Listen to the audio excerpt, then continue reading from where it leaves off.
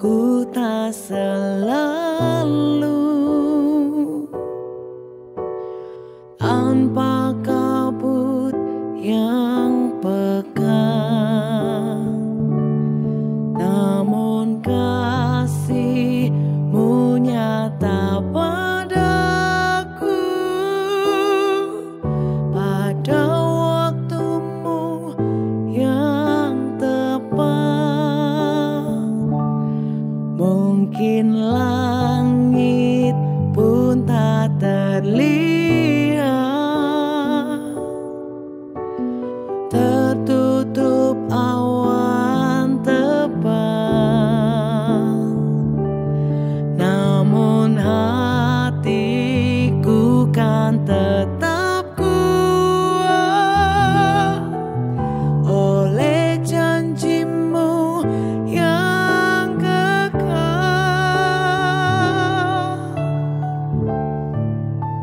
Seperti pelangi sehabis hujan, itulah janji setia-Mu Tuhan.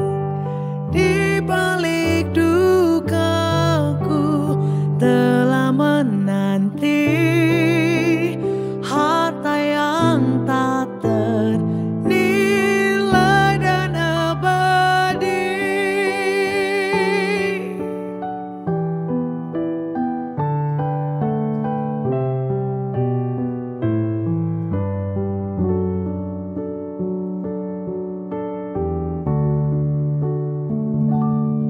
Mungkin langit pun tak terlihat, tertutup awan tebal,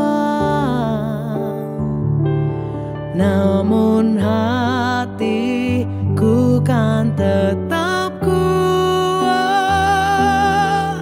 oleh janji-Mu yang kekal. Seperti pelangi sehabis hujan, itulah janji setia-Mu Tuhan. Di balik dukaku telah menanti harta yang tak ternilai dan abadi. Seperti pelangi sehabis hujan, itulah janji setia-Mu Tuhan. Di balik dukaku telah menanti harta yang tak ternilai dan abadi.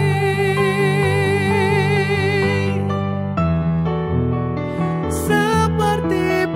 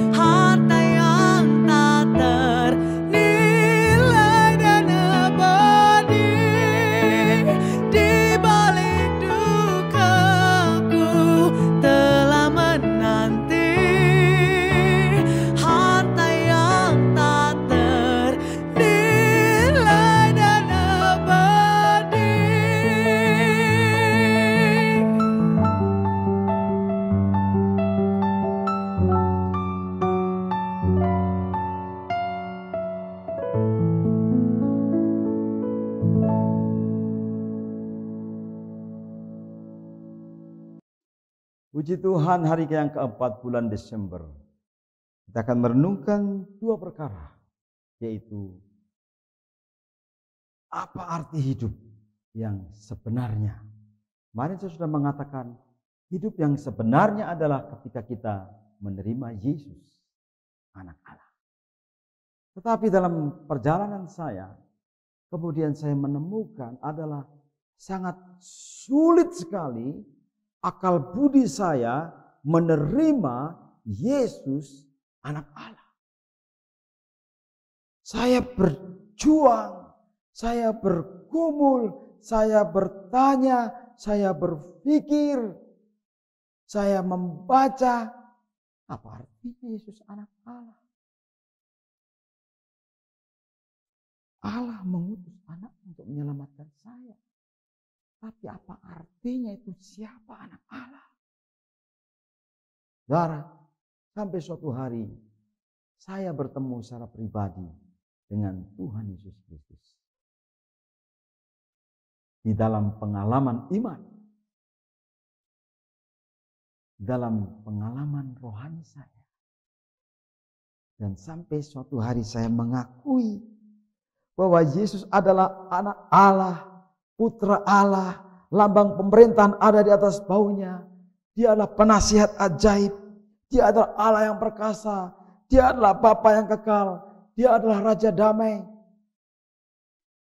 Ketika saya mendengarkan tentang siapa Yesus Kristus itu, dalam uraian yang terus menerus, kemudian pikiran saya mulai cair.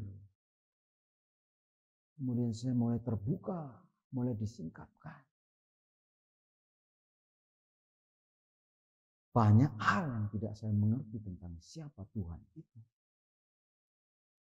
Saya harus jujur. Itu disebut dengan misteri tentang keilahian.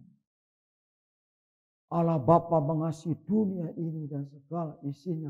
Allah Bapa mengaruniakan anaknya yang tunggal, yang ilahi, yang satu-satunya, yang penuh kebenaran, yang penuh kasih karunia, yang penuh kemuliaan, yang tak bercacat, yang tidak berdosa. Dan dia datang ke dalam hidup saya. Wah, luar biasa. Tetapi prosesnya bagi Yesus itu tidak mudah, saudara. Dia meninggalkan tahta kemuliaan. Dia meninggalkan surga. Dia mengosongkan dirinya. Dia mengambil rupa seorang manusia. Dia menjadi hamba. Dia pertama-tama menjadi bayi, saudara. Yang lahir di kandang domba. Saya ingat dulu waktu hari Natal. Presiden Soeharto, saudara, Yesus lahir di kandang domba. Menggambarkan kesederhanaan. Kepapaan. Ya, saudara. Itulah Yesus. Untuk datang kepada kita, dia rela meninggalkan kemuliaan dan menjadi sama dengan kita sebagai manusia. Tetapi ada yang membedakan manusia Yesus dengan kita sebagai manusia. Kita semua manusia berdosa, Yesus tidak berdosa. Yesus memiliki natur ilahi, kita naturnya manusiawi dan naturnya natur kejahatan. Tabiatnya tabiat dosa. Yesus tabiatnya tabiat ilahi, suci, mulia, dan membawa itu ke dalam dunia.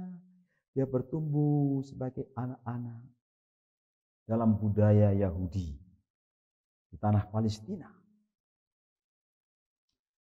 Dia bertumbuh bersama anak-anak sebayanya, dia belajar kebudayaan dan agama Yahudi. Dia mengikuti tata cara hidup orang Yahudi. Tetapi ada tugas mulia yang dia bawa dan emban dalam dunia ini, yang akan menyelamatkan orang Yahudi yang percaya maupun orang Yahudi yang terserak-serak, yang menolak dia. Tetapi juga akan menyelamatkan orang non-Yahudi yang terserak-serak di seluruh dunia, yang tersebar seluruh dunia yang juga belum percaya. Dia datang untuk orang yang tidak percaya seperti saya dan saudara. betapa bandelnya kita, betapa bebalnya kita, betapa sombongnya kita, betapa angkuhnya kita. Dan itu saya alami. Untuk mengenal Yesus Kristus perlu proses yang tidak mudah. Saudara, ada banyak orang untuk percaya Yesus, dia harus meninggalkan ayahnya, ibunya, dia harus diusir dari keluarganya, dari sukunya. Dan harga yang dibayar begitu mahal. Saya mengalami ketika saya percaya Yesus, saya diolok, dihina.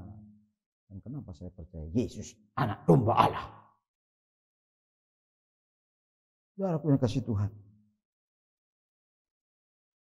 Saya mengenal Yesus tidak tiba-tiba. Tapi saya mengenal Yesus dari kejauhan, dari sayup-sayup. Kemudian saya semakin mengenal Yesus. Semakin saya terbuka hati saya, semakin Yesus mendekat kepada saya. Dan semakin Yesus menemui saya. Yesus menemui saya di jam 1 malam. Yesus menemui saya jam 3 pagi. Yesus menemui saya jam 7 pagi. Yesus menemui saya jam 11 siang. Yesus menemui saya jam 3 sore. Dan semakin sering ketemu dengan Yesus, saya semakin kenal Yesus. Dia adalah anak Allah yang menyelamatkan hidup saya. Dan saya mendeklar, memproklamasikan bahwa saya sudah selamat.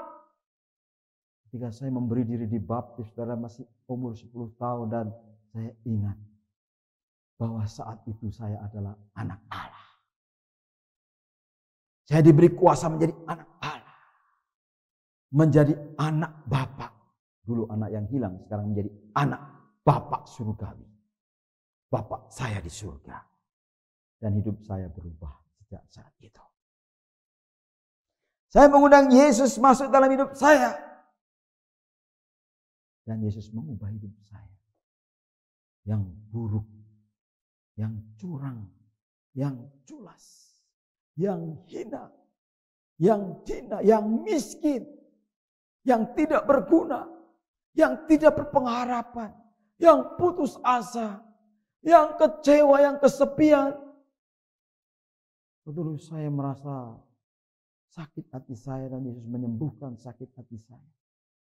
Dulu saya merasa kekurangan dan Yesus mencukupkan kebutuhan saya. Yesus, Dia yang lahir di kandang domba 2000 tahun yang lalu, adalah Yesus Tuhan dan Juru Selamat. Anak Allah yang hidup. Dia tinggal dalam hidup saya dan mengubah saya, menyelamatkan saya. Karena begitu besar kasih Allah kepadaku, sehingga Dia mengaruniakan Yesus bagiku, supaya aku tidak binasa, tapi aku perlu hidup yang kekal.